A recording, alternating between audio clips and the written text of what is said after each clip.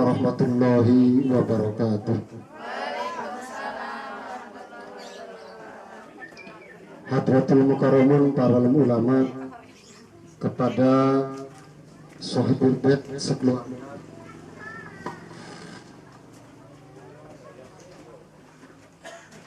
yaitu Bapak Deni bin Bapak Agus, Ibu Sulina binti Bapak Ratna, kepada segenap jamaah Majelis Taklim Jatimas yang saya hormati, bapak-bapak, ibu-ibu, segenap tamu undangan rahimakumullah. Puji syukur kehadirat Allah Subhanahu wa taala, di kesempatan yang berbahagia ini kita semua bisa berkumpul bersilaturahim. Semoga kumpulnya kita di sini majelis senantiasa dalam keberkahan Allah Subhanahu wa taala. Amin ya rabbal alamin. Salawat dan salam senantiasa mari senantiasa kita sampaikan kepada baginda Nabi Muhammad Rasulullah Sallallahu Alaihi Wasallam, kepada keluarganya, kepada sahabatnya, dan juga semoga sampai kepada kita sebagai pengikutnya ila yaumil qiyamah. Saya berbuat sekeluarga, Bapak Ibu sekalian, rahimakumullah. Alhamdulillah, di kesempatan siang hari ini kembali kita bisa melaksanakan kegiatan rutinitas jamiah kita yang pada siang hari ini bertempat di rumah Ibu Deni, Bapak Deni, Ibu Sulina sekeluarga. Sekaligus dalam rangka tasyakur binikmah walimatul hamli, syukuran 7 bulan atas kehamilan Ibu Sulina binti Bapak Ratna. Satu harapan dengan doa daripada kita sekalian yang hadir di sini majelis, khususnya tasyakur binikmah walimatul hamli ini diterima dijabah oleh Allah Subhanahu wa taala. Salawat dan salam semoga juga akan menjadi sababiyah, akan menjadi wasilah kita semua mendapatkan syafaatnya fi yaumil qiyamah. Bapak Ibu sekalian yang saya hormati, jika dilihat daripada sumber hukum Islam yang secara khusus, secara pokok menjelaskan tentang kegiatan ngupati ataupun kegiatan nuju bulan. Kita orang Jawa itu ketika di usia kandungan 4 bulan itu ada istilah ngupati. Ini akar kalimatnya itu berasal dari kata 4. Usia kandungan 4 bulan, maka kemudian dijadikan istilah ngupati sebagai rasa syukur atas rezeki dari Allah Subhanahu wa taala. Kemudian di istilah ketika usia kandungan 7 bulan pun itu ada istilah kata 7 bulan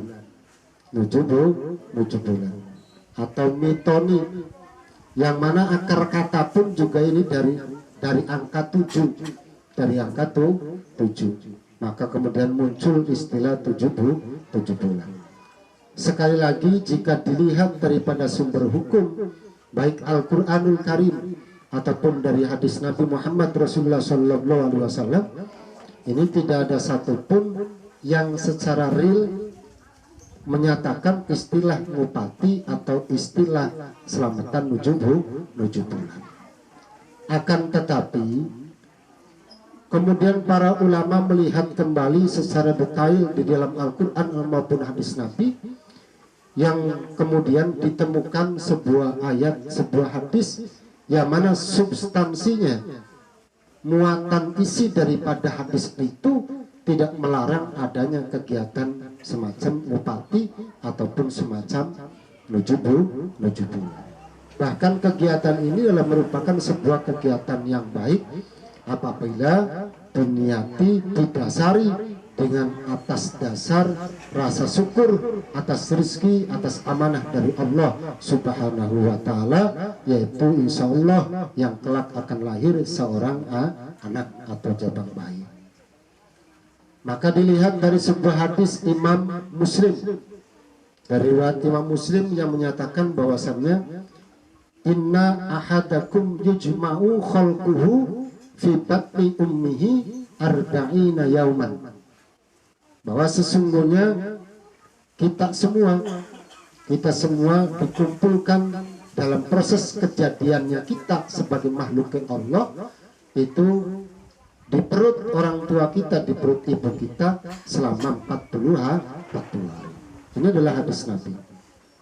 Jadi ketika kita berada dalam rahim seorang ibu, ketika proses awal terjadinya hubungan antara suami istri, maka proses 40 hari itu berupa air mani. Kemudian thumma yakunu fi dzalika ala qatab mithla dzalik. Setelah 40, kemudian 40 hari ke depan itu posisi kita dalam perut orang tua kita, perut ibu kita adalah berupa alaqatan, yaitu darah kental, berupa darah kental. Kemudian summa yakunu fi dzalika mudghatan mithla dzalik. Setelah 40 hari yang kedua berupa darah kental, maka kemudian 40 hari kemudian Allah menjadikan darah kental itu berupa daging kental, atau yang dikenal dengan istilah janin. Maka di usia 4 bulan kemudian Allah menyuruh malaikat untuk meniupkan ruhnya ke dalam janin tersebut. Jadi pertama 40 kali 3 berapa? 40 kali 3 120. Lamun ditung wulan berarti lamun 120 dina iku pirang bulan? 4 bulan. Maka di usia 4 bulan di mana Allah kemudian memerintahkan malaikat fayunfakhu firruh fayunfakhur ruh, maka Allah kemudian mengutus malaikat untuk memberikan atau meniupkan ruh ke dalam janin tersebut di usia 120 hari atau 44 bulan. Maka kemudian setelah ditiupkan ruh oleh malaikat, maka janin itu hidup, yang tadinya masih berupa daging kental, daging kempal biasa saja, kemudian karena ditiupkan ruh, maka janin itu kemudian hidup. Ada sebuah kehidupan pertama di alam kandungan di seorang ibu. Itu mulai usia 40. Setelah ditiupkan ruh, maka kemudian malaikat akan mencatat yang pertama adalah rizkinya. Rizkinya kelak nanti kita ketika akhir di dunia. Maka sesungguhnya melihat dari proses ini, kita sebagai makhluk Allah, sebagai orang Islam, sebagai muttaqin yang beriman kepada Allah, tahu dengan proses seperti ini bahwa Allah sudah menentukan rizkinya kita semenjak kita di usia 4 bulan dalam kandungan. Maka jangan gersah, jangan takut bahwa atas rezeki pemberian Allah. Allah pasti akan mencukupi semua kebutuhan kita.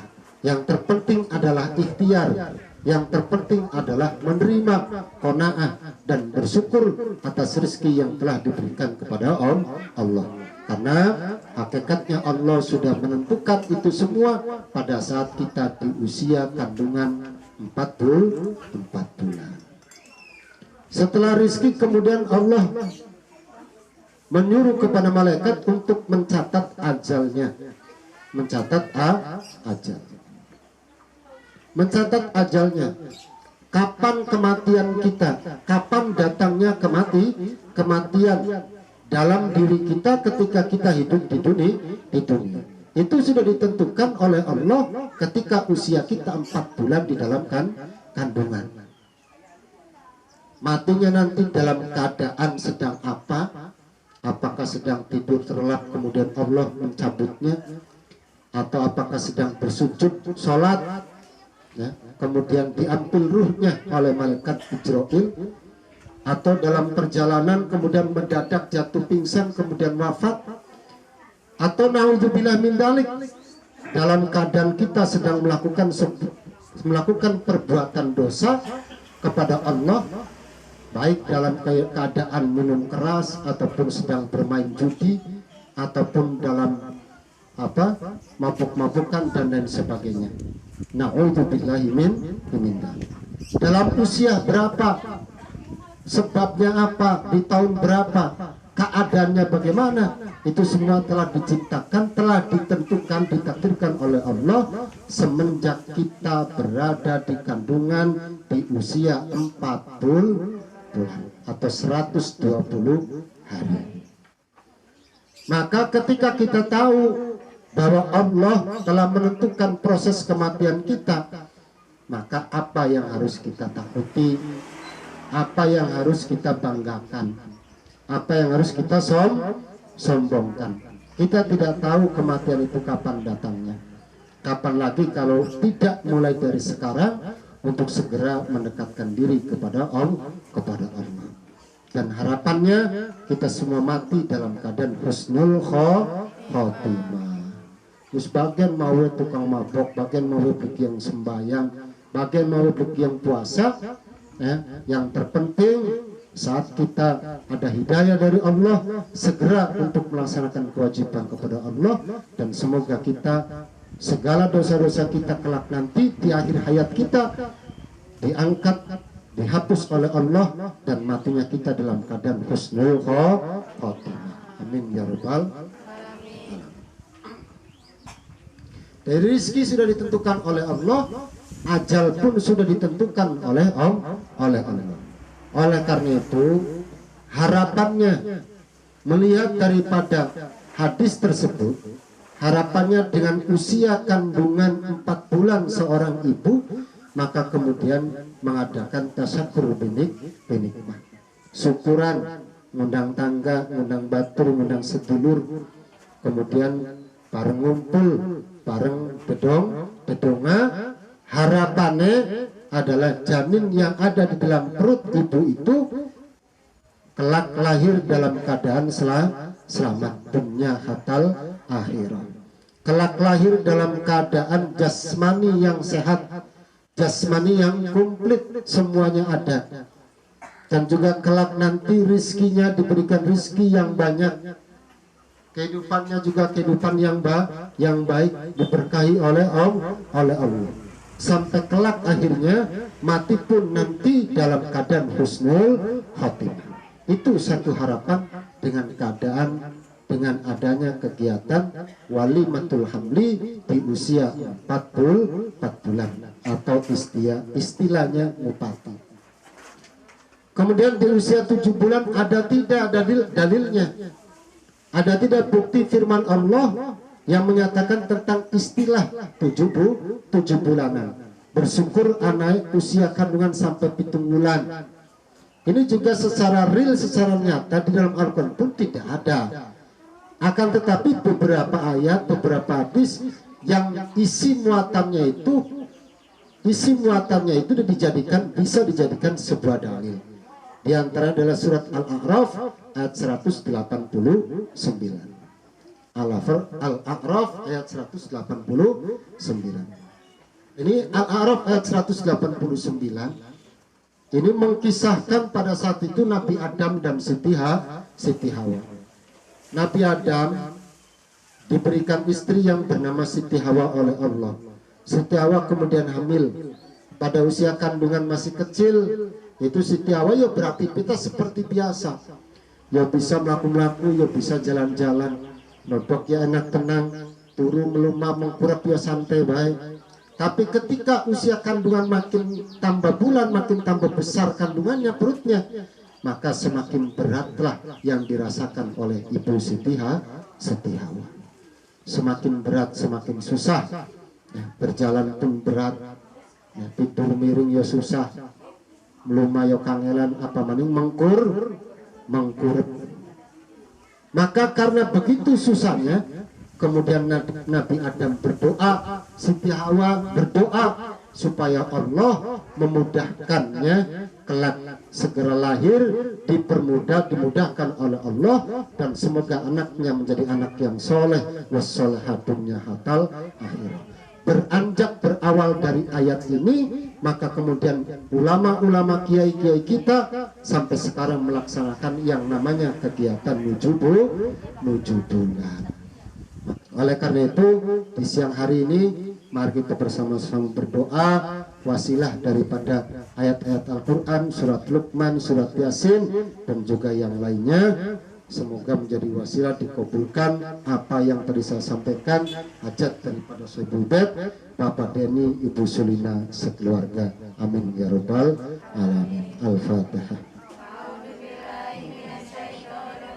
Bismillahirrahmanirrahim. Alhamdulillahi rabbil alamin. Ar-Rahmanir-Rahim. Maliki yaumiddin. Iyyaka na'budu wa iyyaka nasta'in. Ihdinas siratal mustaqim. Siratal ladzina an'amta 'alaihim ghairil maghdubi 'alaihim waladdallin. Wallahul muwaffiq ila aqwamit thoriq. Wassalamualaikum warahmatullahi wabarakatuh.